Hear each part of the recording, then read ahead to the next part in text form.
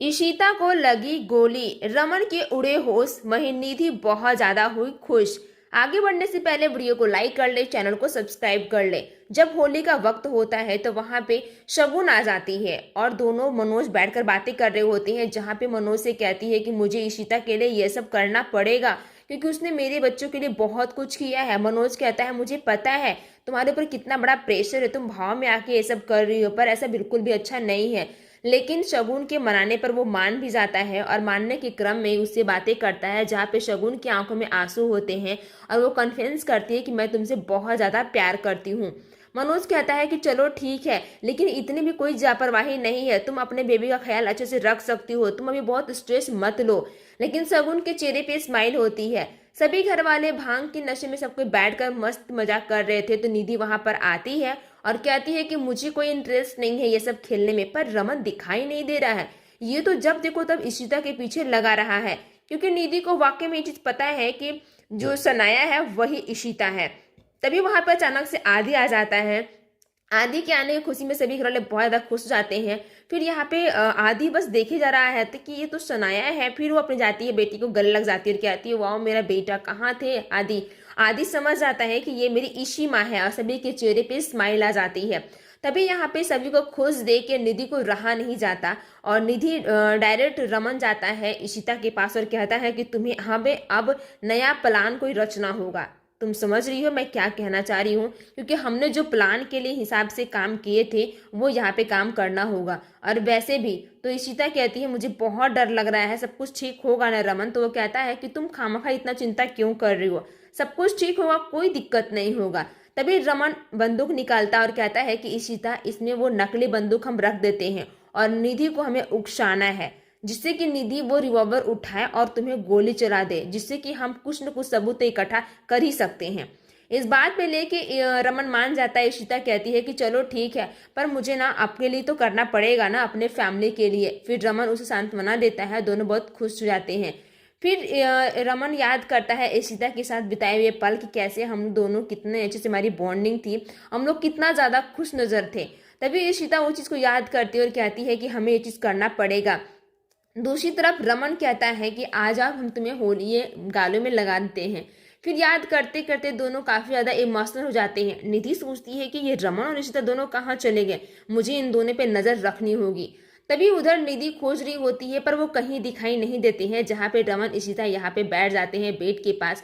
और निधि के मन में बहुत तरह का सवाल चल रहा होता है कि आखिर ये दोनों कर क्या रहे हैं।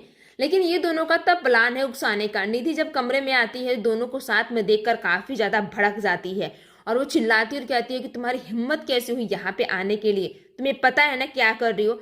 फिर सीता कहती है ओ माय गॉड, हमें जो करना था हमने तो कर लिया, अब तो रमन मेरे साथ है, मेरे करीब है।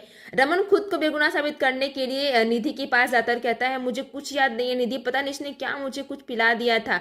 इशिता कहती है अब तो रमन मेरा हो चुका है, मुझे रमन से कोई नहीं छुड़ा सकता। और रमन यहाँ पे बेहोश होने का नाटक करता है, जिससे कि निधि को यही लगे कि वाकई में इशिता रमन दोनों के करीब आ गए हैं। जहाँ पे निधि जब हाथ उठाती है तो इशिता उसका हाथ रोक लेती है और कहती है कि ये हाथ अपने पास रखो, मुझे ये बिल्कुल ही पसंद नहीं है, तुम मेरे पति पे डोरा डालोगी और बोलोगी कि मैंने कुछ नहीं किया है। और वैसे भी एनीवे तुम्हें रमन मुझे पसंद किया था, ना कि मैंने रमन को पसंद किया था। और वैसे मेरी पसंद थोड़ी सी अलग चॉइस है। तभी वहां पे रमन ये सब चीज देख रहा होता है, लेकिन निधि वहां पर रिवॉल्वर उठाती है और सारे रिकॉर्डिंग हो रहा होता है, क्योंकि रमन और इशिता दोनों की चालें होती है। जहाँ पे इशिता कहती है क्या कर लोगी तुम, बंदूक से मुझे मारोगी, मारो, क्या कुछ नहीं होगा, तुम खामखा मुझे डरा रही हो क्योंकि तुम ऐसा कुछ कर ही नहीं सकती हो। लेकिन निधि कुछ नहीं चला रही होती है तो रमन उसे और प्रेशर देता है। और इधर इशिता कहती है कि वो मुझे, मैं ना खिलौने वालों से नहीं डरती हूँ, मुझे तो बिल्कुल ही पसंद नहीं है, अगर तुम्हें लगता है कि ये असली बंदूक है तो तुम सोच लो तुम क्या करने वाली हो। लेकिन निधि वहां पे असली बंदूक ही छुपाती है। तभी यहाँ पे वो सारे चीज रिकॉर्डिंग हो रहे होते हैं। रमन जाता है और निधि को कहता है कि निधि निधि मत मारना, वैसे ही मैं इशिता से प्यार करने लगा हूँ, मुझे क्या होगा। तभी अचानक से निधि के हाथ से वो गोली चल जाती है और इशिता के बाजू में जाकर वो गोली लग जाती है, जिससे कि निधि घबरा जाती है और कहती है कि हे भगवान ये मैंने क्या किया। इशिता को वाकई में ये गोली लगते ही इशिता वहीं पर बेहोश होकर नीचे गिर जाती है। फिर रमन कहता है कि हमें इसे ठिकाने लगाना होगा। वरना बहुत बड़ा बखेड़ा खड़ा हो जाएगा। इस बात पे रमन कहता है कि मैं क्या करूं, तो कहता है निधि सूटकेस ला फटाक से, हम लोग ये सब काम करते हैं। निधि बहुत घबराई हुई रहती है और कहती है कि तुमने अपनी जान बचाने के लिए ये रोल उठाया ना, तुम इतना परेशान क्यों हो रही हो, तुम बिल्कुल चिंता मत करो, सब कुछ ठीक होगा और बेस्ट होगा, सबसे अच्छा होगा।